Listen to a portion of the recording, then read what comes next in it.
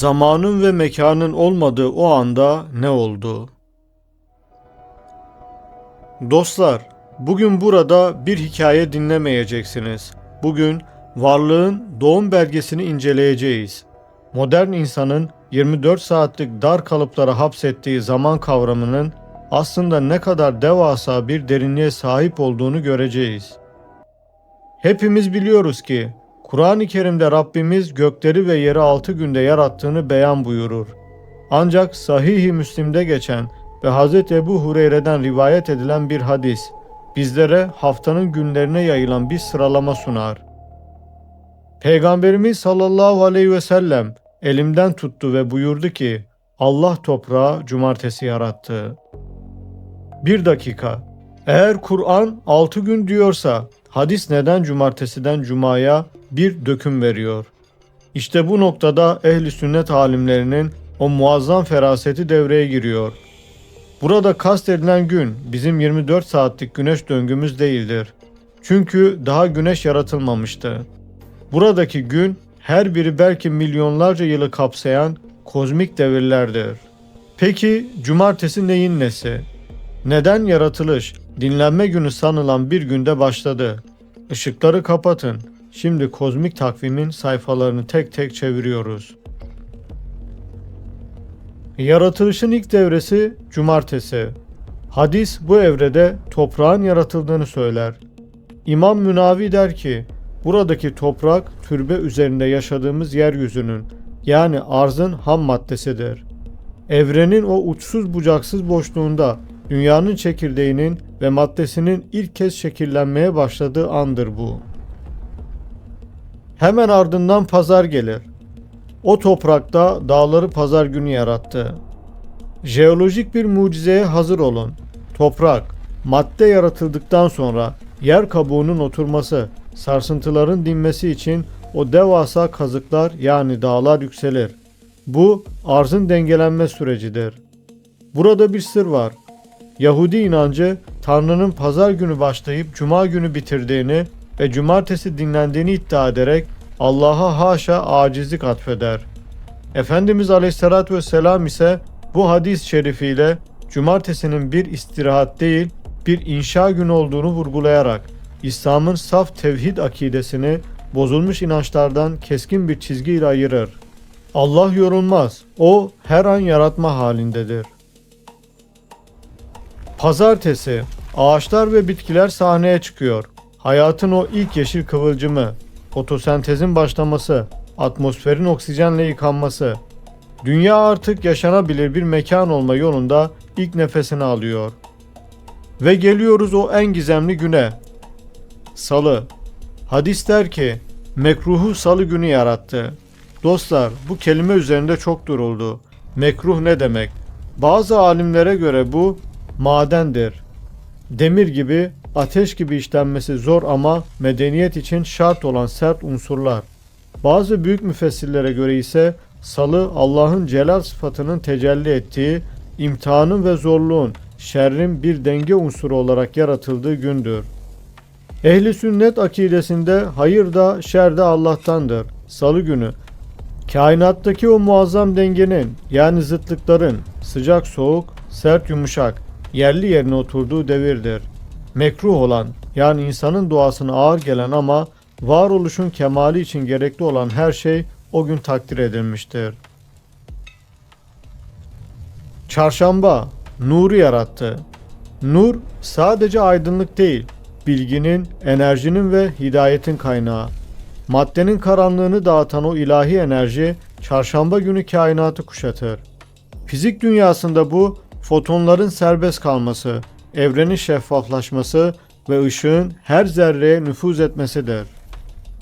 Perşembe, hayvanları orada yaydı. Artık zemin hazır, hava hazır, ışık hazır. Şimdi hareket vakti. Perşembe günü denizlerin derinliklerinden gökyüzünün enginliğine kadar dünya her türlü canlıyla şenlenir. Biyolojik çeşitliliğin o devasa patlaması bu evrede gerçekleşir. Ancak bir eksik var. Bir eksik. Tüm bu sarayın, bu muazzam sofranın bir sultanı, bir muhatabı olması gerekmiyor mu? İşte tüm meleklerin secde edeceği, Kainatın özü ve özeti olan o, misafir için geri sayım başlıyor. Ve Cuma. Hadis o kadar detaylıdır ki saati bile verir. Adem'i de Cuma ikindiden sonra, yarattıkların sonunda, Cuma saatlerinden son bir saatinde yarattı. Bu sadece bir zaman tarifi değildir. Bu insanın evrendeki rütbesidir. Biz sonuncuyuz ama en kıymetliyiz. Neden ikindi ile akşam arası? Alimlerimiz buyurur ki bu dünya ömrü kainatın genel ömrüne nispetle bir ikindi vakti kadardır. İnsan bu fani dünyanın akşamına en yakın zamanda gönderilmiştir.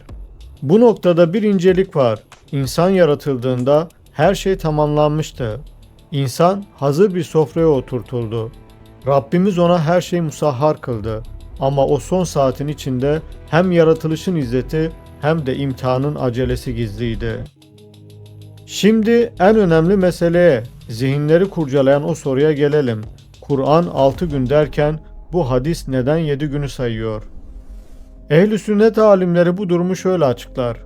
Aşamalı yaratılış. Kur'an'daki 6 gün göklerin ve yerin ana çatısının kurulmasıdır. Hadisteki 7 gün ise yeryüzünün, arzın içindeki detayların, rızıkların ve insanın yerleştirilme sürecini daha ayrıntılı bir kronolojiyle sunar. Kapsam farkı.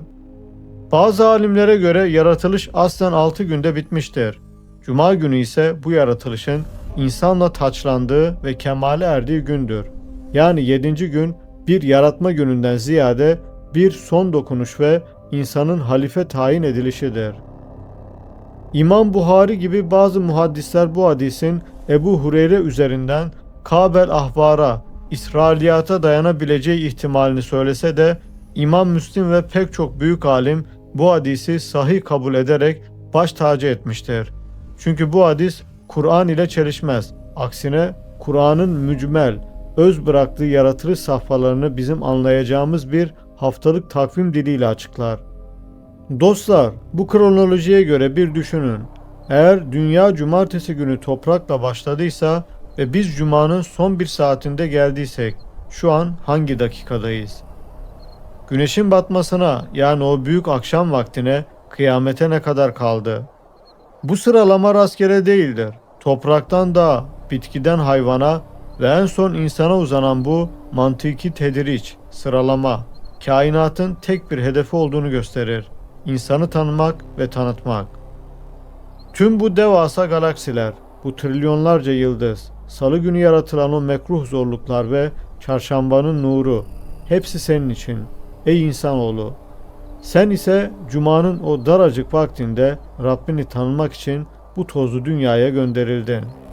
Dostlar, bugün sadece hadis ve ayetlerin ışığında bir kronoloji yolculuğu yapmadık. Bugün kendi değerimizi keşfettik.